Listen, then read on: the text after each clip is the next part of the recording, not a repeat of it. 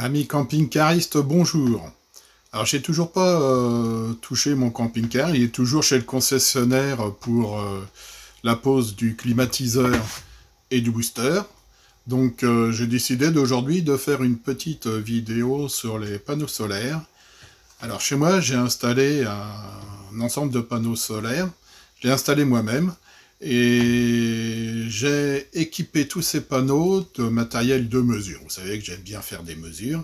Donc voilà, j'ai équipé depuis, ça fait 2 ans maintenant que ça tourne, 2 ans et demi, et j'ai des éléments quand même maintenant probants pour voir si c'est intéressant ou pas de mettre des panneaux solaires chez soi ou sur un camping-car. Donc sur mon camping-car, j'ai un panneau solaire de 100 watts. J'ai pas encore regardé ce qu'il donnait, mais un panneau solaire, c'est un panneau solaire. Et ils sont donnés pour une puissance crête. Donc c'est une puissance idéale, c'est un peu comme les voitures ça. C'est une voiture électrique, on vous la donne pour, je sais pas moi, 200 km d'autonomie, mais les 200 km sont sous certaines conditions. Ben, le panneau solaire, c'est la même chose. Donc il faut avoir un certain ensoleillement, il faut avoir une certaine inclinaison, il faut qu'il soit propre. Enfin bon, il y a plein de choses qui rentrent en ligne de compte pour vous dire que les 100 les watts crête, vous les avez rarement. Mais bon, c'est un élément de comparaison. Vous pouvez acheter des panneaux solaires de 100 watts crête, 130 watts. Maintenant, ils en font, pour les camping-cars, je parle, hein, ils en font beaucoup plus, enfin, avec beaucoup plus de puissance qu'avant, mais c'est toujours des watts crête. Voilà. Donc on va regarder ces données-là, puis on va essayer de faire un petit parallèle entre un camping-car et une installation fixe à la maison, puisque c'est tout à fait comparable, hein. La technologie, c'est la même. Alors maintenant, vous avez du monocristallin, c'est ce que j'ai mis chez moi, c'est ce qui est de plus performant, mais il y a le polycristallin, il y a des panneaux amorphes, hein, c'est ceux qui sont souples, qui eux ont un rendement vraiment médiocre, mais ils sont pas chers. Voilà. Donc on va regarder tout ça et puis on va faire un petit point à la fin. Voici l'installation que j'ai au fond de mon jardin. Donc j'ai posé 10 panneaux solaires sur un bâtiment que j'ai au fond du jardin. Les bâtiments de France m'ont imposé d'intégrer les panneaux solaires dans la toiture. Alors ça dépend un petit peu de l'emplacement où on se trouve. Ça coûte évidemment un peu plus cher. Alors le bâtiment est un peu en forme de V, et vous voyez sous la flèche, les 2 panneaux solaires de droite n'ont pas la même orientation que les 8 autres. Alors ce sont des panneaux solaires de 300 watts crête. Je précise bien, les puissances qu'on donne, c'est des puissances crête, c'est-à-dire dans le meilleur des mondes. C'est-à-dire bonne inclinaison, bonne orientation, à un moment donné de la journée où le soleil donne à plein, chose qui arrive quasiment jamais. Donc cette installation, vous allez voir son rendement. Comme je l'ai installé au mois de mai-juin 2020, j'ai déjà maintenant plus de 2 ans de retour d'expérience et de mesure. Ce qui est important, vous me connaissez, c'est que moi, quand je parle, je m'appuie toujours sur des données factuelles, sur des mesures réalisées. Alors, il faut savoir que ces panneaux solaires sont vendus avec un système d'enregistrement qui est très bien fait, vous allez le voir après sur le logiciel, qui permet de savoir heure par heure et panneau par panneau la puissance que donne celui-ci. Donc on va rentrer un peu plus dans le détail. Et le plus simple, c'est d'aller voir le logiciel qui est disponible. Alors, vous avez, là on va regarder le logiciel PC, qui est un peu moins bien fait que le logiciel qui tourne sur le smartphone. Mais bon, c'est plus facile pour faire une démonstration de regarder des données qui sont affichées sur un grand écran que sur le téléphone portable. Donc maintenant, on va aller voir un petit peu comment tout ça se passe. Voici une photo pendant la pose donc, des panneaux. On voit le litonnage. Donc comme je vous ai expliqué, j'ai été obligé de démonter les tuiles parce que les bâtiments de France me l'imposaient. Et sous le panneau solaire, on voit l'appareil que vous voyez devant la flèche verte, ça s'appelle un micro-onduleur. Alors vous avez plusieurs possibilités au niveau des pavillons quand vous posez ça. C'est de mettre de mettre un onduleur, soit pour l'ensemble des panneaux solaires, moi j'en ai 10, soit d'en mettre un par panneau solaire ou pour deux panneaux solaires. Alors la différence, ça l'est que c'est plus cher, évidemment, mais que si jamais vous avez de l'ombre qui risque d'apparaître sur un panneau solaire, au lieu de mettre à plat toute l'installation, ça ne met à plat que le panneau solaire où il y a le micro-onduleur. Voilà. Faut savoir que quand vous installez par vous-même le panneau solaire et les systèmes de micro-onduleurs, si jamais il n'y a plus de courant sur le réseau EDF, hein, le réseau classique, ça coupe l'alimentation des onduleurs, c'est-à-dire que vous ne renvoyez plus de courant dans le réseau. Tout ça pour éviter que si un jour vous coupez le disjoncteur chez vous, vous ne vous retrouviez pas électrocuté parce que c'est les panneaux solaires qui envoient du 220. Donc le système est fait d'une manière intelligente. Si jamais vous n'avez pas de courant, vous ne produisez pas. Alors c'est un inconvénient parce qu'on ne peut pas se dire qu'on va se reposer en cas de coupure de courant sur les panneaux solaires, parce que dans ces cas-là, il y a un dispositif de sécurité qui empêche d'envoyer de la tension sur le réseau quand il n'y a pas de tension sur le réseau. Je ne sais pas si j'ai été clair, mais c'est comme ça que ça fonctionne, je précise, dans les pavillons.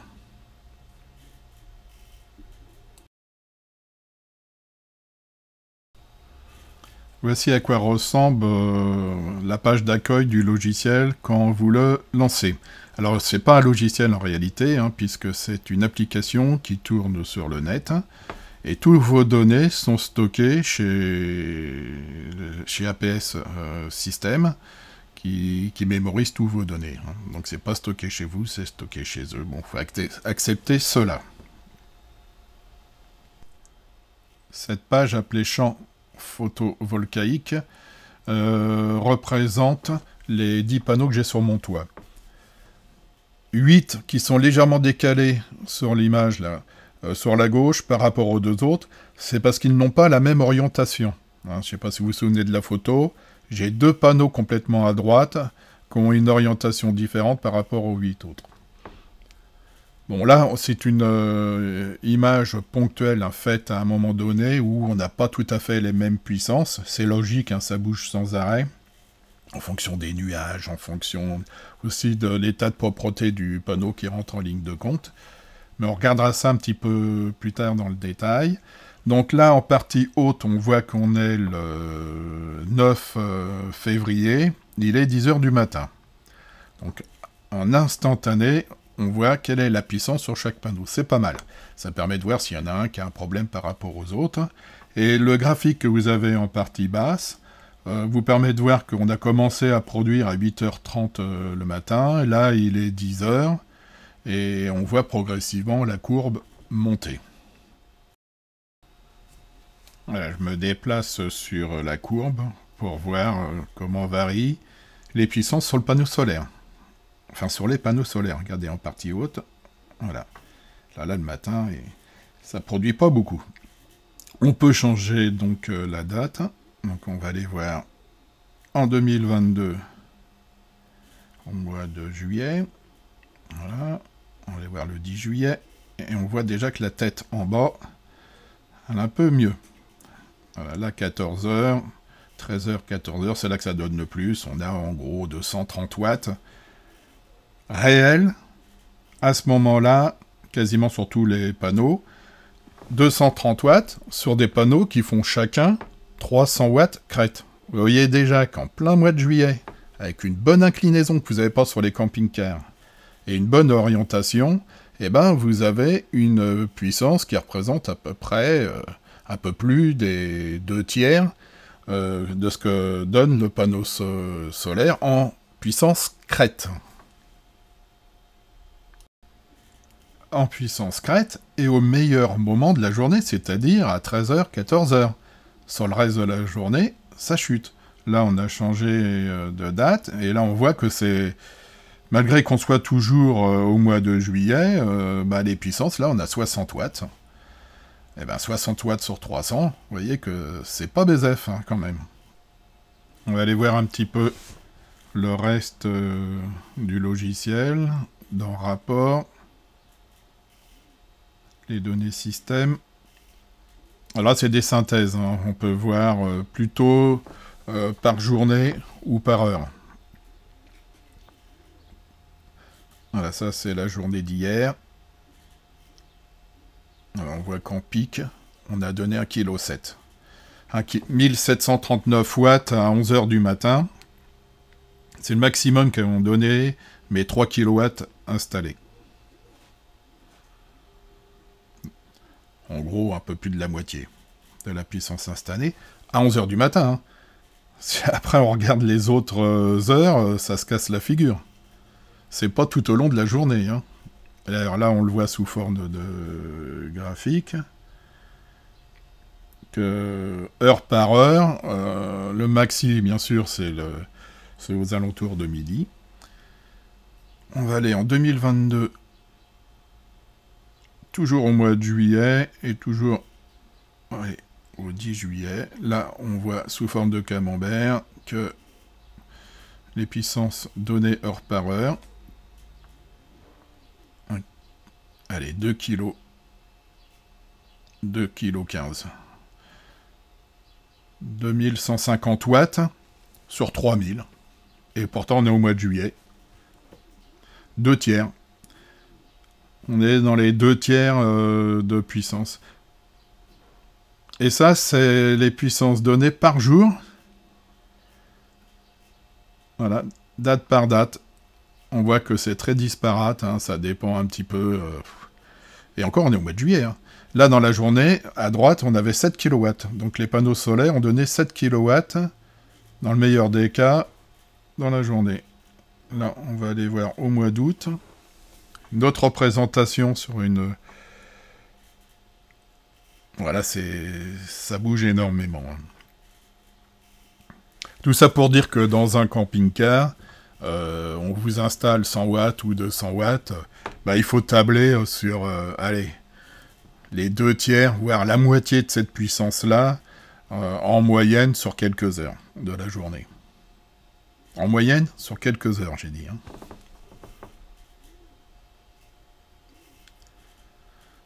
Voilà. 1 kW, 14. Alors, on peut voir aussi plein de choses.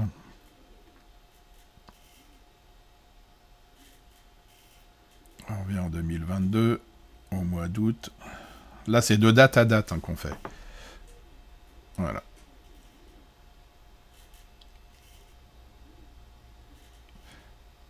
Sur une année, 2023, ouais, on va changer les dates, on va mettre 2022. Et là, vous avez tous les mois. Du mois de janvier à gauche, au mois de juillet, qui est toujours la partie la plus...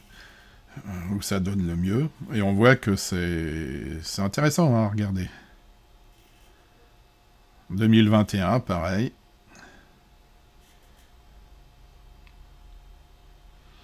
Et là, c'est année après année. Alors, je l'ai installé en 2020, il n'y a pas beaucoup. Mais en gros, sur une année complète, je produis à peu près 3000 kW. Après, on va regarder au niveau rentabilité ce que tout ça peut donner. Parce que sur un pavillon, par rapport au prix d'achat, 3000 kW, qu'est-ce que ça fait? On va regarder tout ça. Comme vous pouvez le voir, en 2019, j'en ai eu pour 5115 €, livraison comprise, chez Mon Kit Solaire.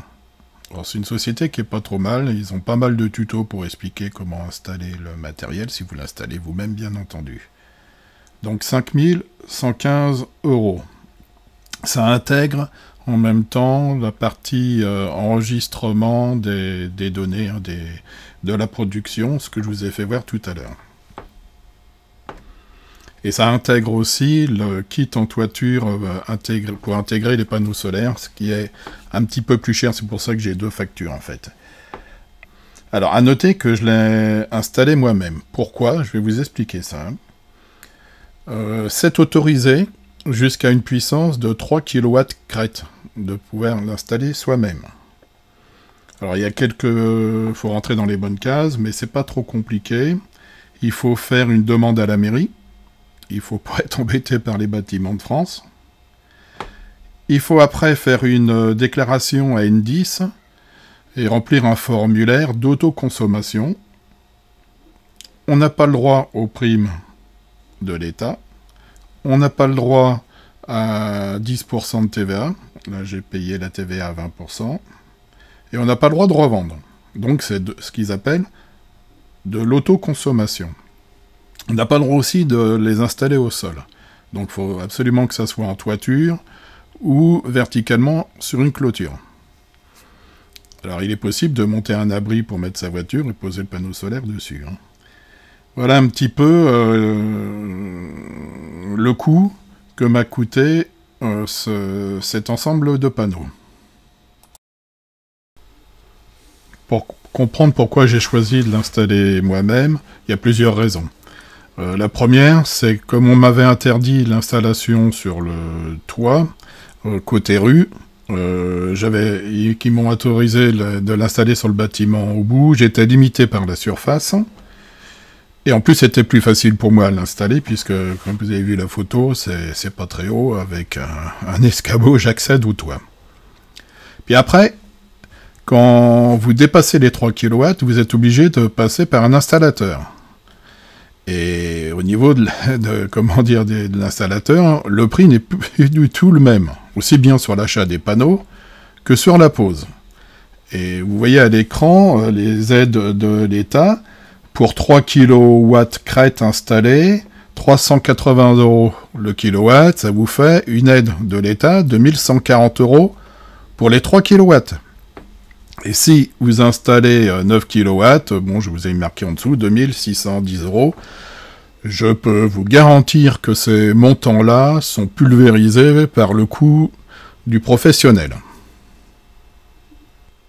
En plus, si vous regardez bien le document qui est à l'écran, la prime de l'État, ils la répartissent sur 5 ans. Vous ne voyez pas la couleur de l'argent tout de suite. Après, il y a beaucoup d'installateurs qui mettent en avant les primes Rénov'. Comme vous pouvez le voir à l'écran, vous cochez pas les bonnes cases si vous mettez qu'un seul panneau solaire classique. Donc les primes sont valables pour les panneaux solaires hybrides, c'est-à-dire qu'ils puissent faire de l'électricité puis chauffer de l'eau par exemple. Les pompes à chaleur aéro, c'est pas notre cas. Les chauffe-eau thermodynamiques, c'est pas notre cas. Raccordement au réseau de chaleur et froid, c'est pas notre cas. Et les bornes de recharge pour véhicules électriques, c'est pas notre cas non plus. Et après, tout ça, c'est lié aux ressources, bien évidemment. Donc j'ai cherché, j'ai rien trouvé concernant cette prime Rénov'. De toute façon, à l'époque, quand je l'ai fait, on n'en entendait pas parler. Mais là, en l'occurrence, si vous mettez des panneaux solaires rien que pour l'électricité, à mon avis, ça sera à contrôler, mais on coche pas les bonnes cases.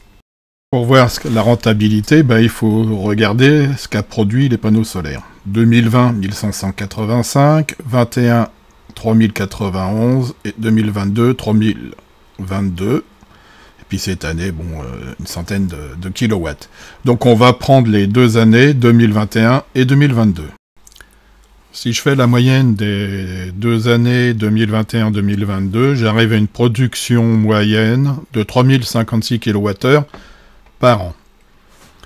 Le calcul est simple, je multiplie cette production par le prix d'achat TTC que j'ai. À l'heure actuelle, je paye 0,12 €, c'est-à-dire 12 centimes d'euros, jusqu'en 2024. Après 2024, je renégocierai mon tarif.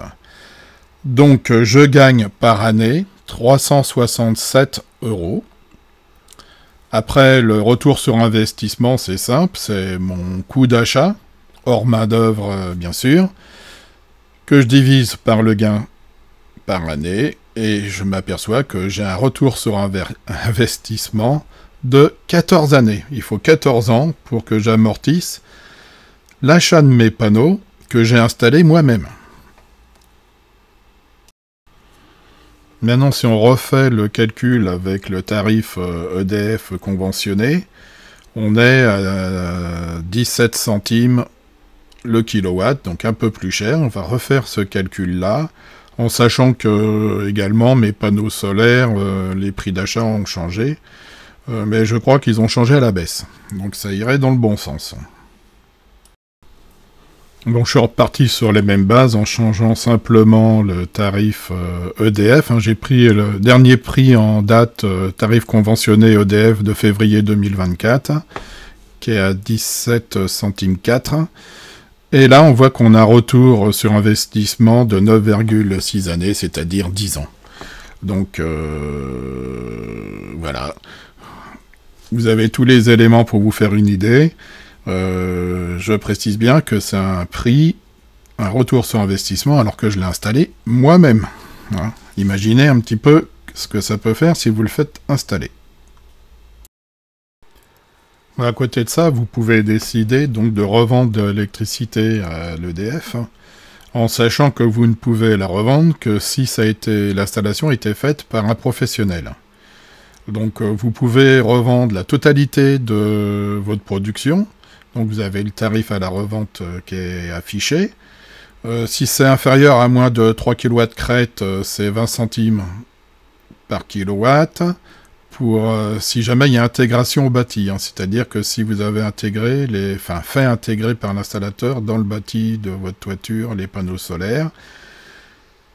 Et si c'est non intégré, c'est le tarif qui est en dessous qui est à 12 centimes. Voilà. Donc là, vous avez cette tarification-là concernant la revente totale. Toujours sur le même principe, si vous le faites installer par un installateur, vous pouvez revendre une partie de votre production. Donc tout ce que vous n'avez pas autoconsommé, vous pouvez le revendre à l'EDF. Donc les tarifs diffèrent en fonction de la puissance. Jusqu'à 9 kW crête, vous revendez 10 centimes d'euros. À l'EDF, ce que vous achetez, 17 centimes. Vous revendez moins cher que ce que vous achetez. Et en plus de ça, si je ne me trompe pas, c'est imposable, il faut que vous le déclariez. Voilà. Bon, enfin, voici quelques petites informations complémentaires. On va revenir au camping-car. Pour le camping-car, on va se baser sur la production réelle de mes panneaux solaires, qui sont bien installés, bonne inclinaison et bonne orientation, ce qui ne sera pas le cas pour le camping-car. On reviendra là-dessus. Donc là, à l'aide du logiciel, je vais regarder. Là, je regarde le mois de juillet 2021. J'ai produit 377 kWh dans le mois. On va le faire pour le mois d'août. Voilà, c'est simple. Du 1er au 31. Regardez, on a les productions par jour. Et on a 334 kW de produits pour le mois d'août 2021. On va passer à 2022 pour affiner les données. Plus il y en a, plus on sera précis. Voilà, 2021 et on va aller au 31. Voilà. Et là, au mois de juillet 2022, on a produit 430. Je ne sais pas si vous voyez bien, mais c'est 430,41 pour être exact. Et puis enfin, on va faire le mois d'août. Donc on aura 4 mois en pleine saison de vacances, qu'on pourrait dire.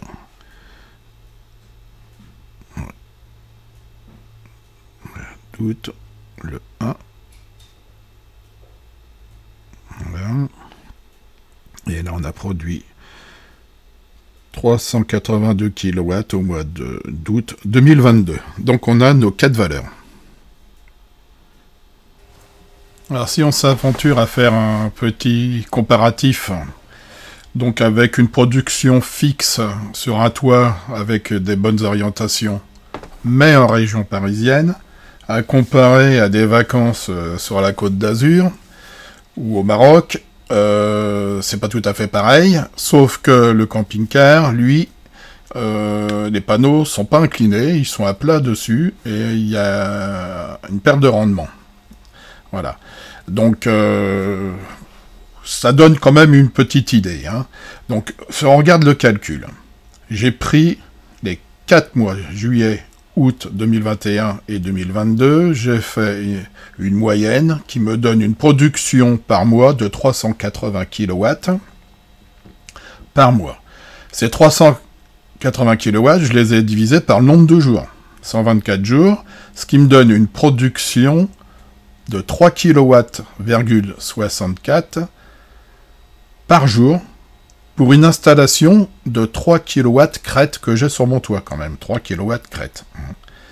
Donc si je ramène ça à un petit panneau solaire de 100 watts crête installé sur un camping-car, on fait une petite règle de 3, je divise mes 3064 watts par 3000 watts crête multiplié par 100 watts, et là je tombe sur une production de 102 watts par jour. Et 102 watts par jour divisé par 12 ampères à 12 volts, ça fait une production de 8,5 ampères par jour sur le camping-car, en admettant que la mauvaise inclinaison soit compensée par un meilleur ensoleillement qu'en région parisienne. Quoique avec le réchauffement climatique, c'est pas tout à fait vrai. Enfin voilà, ça vous donne un petit ordre d'idée.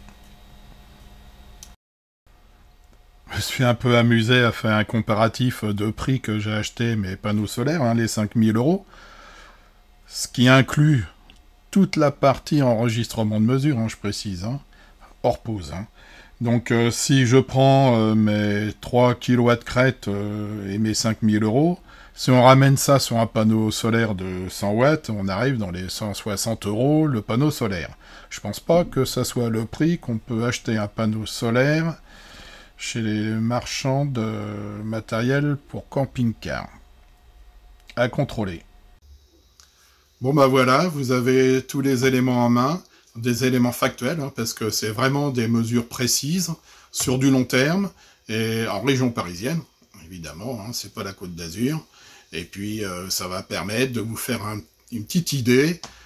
Moi j'ai fait des règles de 3 pour voir ce que ça pouvait éventuellement donner sur un camping-car. On s'aperçoit que si on met un panneau de 100 watts crête sur un camping-car, on peut s'attendre à avoir du 8,5 ampères par jour quand il fait beau, étant donné que sur un camping-car, vous n'avez pas l'inclinaison qu'on a sur une installation fixe. Alors après, est-ce que c'est intéressant ou pas? C'est à vous de décider. Il y a un problème, parce que si jamais... Enfin, un problème. Si on veut avoir beaucoup de soleil, il faut mettre le camping-car au soleil. Et là, il va faire chaud dans le camping-car. Alors, s'il fait chaud, que vous avez la clim, que vous êtes branché sur le 220, vous n'avez plus besoin des panneaux solaires pour charger, puisque vous avez le 220. Voilà. Donc, le monde n'est pas parfait. Mais vous avez les éléments, et puis n'hésitez pas à m'écrire pour me dire ce que vous en pensez. Voilà, et puis à la prochaine vidéo, je ne sais pas encore ce que ça sera. Ça sera en fonction de l'envie du moment. À plus tard.